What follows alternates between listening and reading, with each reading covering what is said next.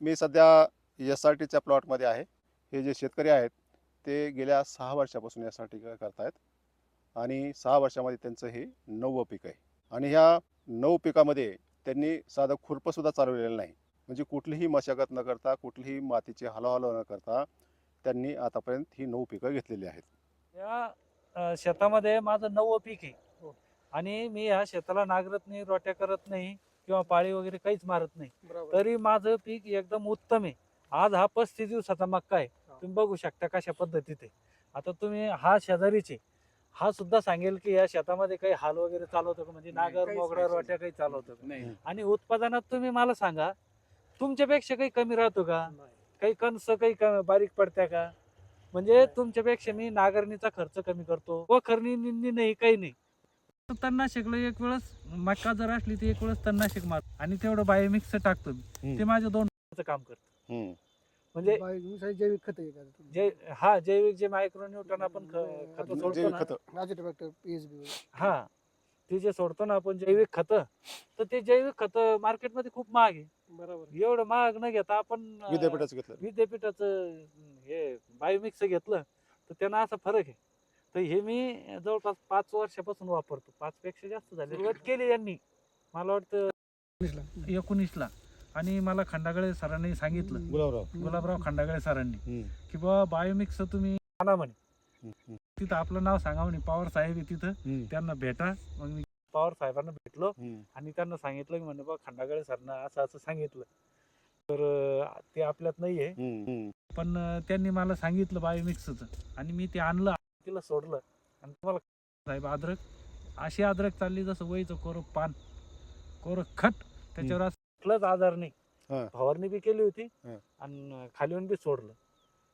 मस्त अद्रक झाली. मला ती जवळपास 285 क्विंटल 1 एकर मध्ये निघली होती, पण 11 महिने ठेवली होती. एवढा यांचा बायोमिक्सचा फरक. शेतकरी मित्रांनो, आपल्याला हा जो मका एवढा क्वालिटीत दिसतो कमी खर्चामध्ये, त्याचं कारण असं आहे की मी NRP मधून मी जे बायोमिक्स आणलं ते बायोमिक्स मी थोड्या वेळाला डिस्कस करतो. NRP म्हणतात, लोकांना कळणार नाही. वसंतराव नाईक मराठवाडा कृषी विद्यापीठाचं एक इथं संशोधन केंद्र आहे छत्रपती संभाजीनगरला. त्याला राष्ट्रीय कृषी संशोधन प्रकल्प असं नाव आहे आणि इंग्रजीमध्ये त्याला NRP म्हणतात.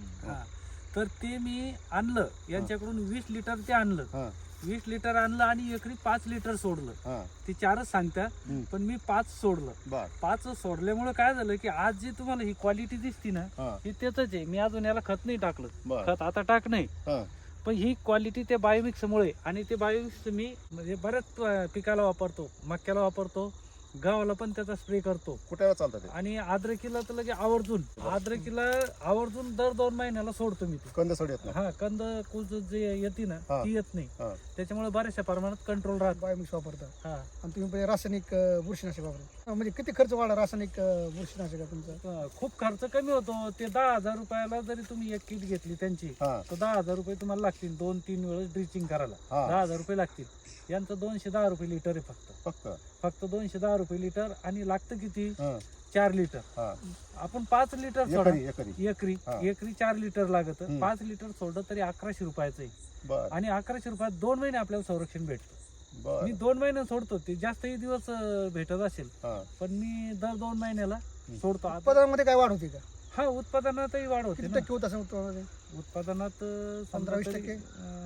15-1% तरी वाढ होत असेल उत्पादन. कारण ते जे निमेटोड वगैरे आहे ना, बुरशी वगैरे कंद सडमुळे तर ते येत नाही ना. येत नाही. तेवढा एक फरक होतो. आणि मक्याला त्याच्यासाठी आणलं कारण मक्यात बी ते बुरश्या यायला लागल्या ना.